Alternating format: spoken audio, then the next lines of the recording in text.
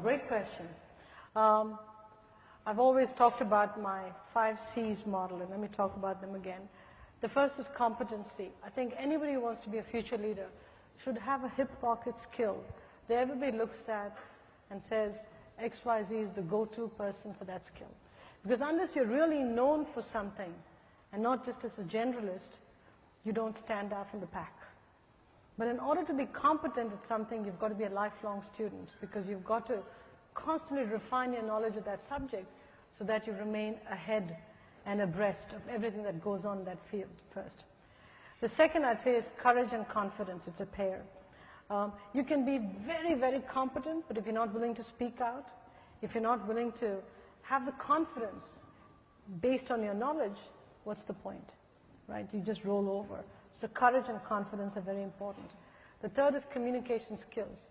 You cannot overinvest in communication skills, written and oral communications, because as a leader, you constantly have to mobilize the troops.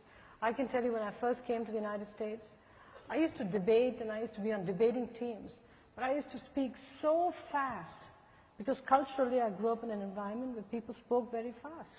Fortunately, Yale had a requirement that unless you passed the communications course, you couldn't graduate from the first year to the second year in business school. I flunked the first time I took the communications course.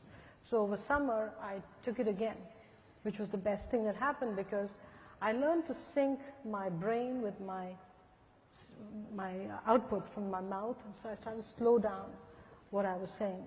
Huge difference. So I'd encourage all of you, invest in communication skills, critically important. The fourth skill, I'd say, is consistency. It's important that leaders are consistent. You can change your mind, but change your mind against a consistent framework, because if you're not consistent, people are always second guessing what you're doing. So be consistent. And the last skill is your compass.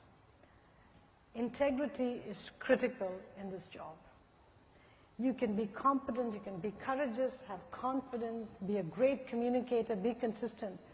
But if you don't have integrity, if that compass doesn't point true north, everything comes crashing down, as we've seen in recent times. So again, it's the 5C model, and that's what I've operated against for all my life.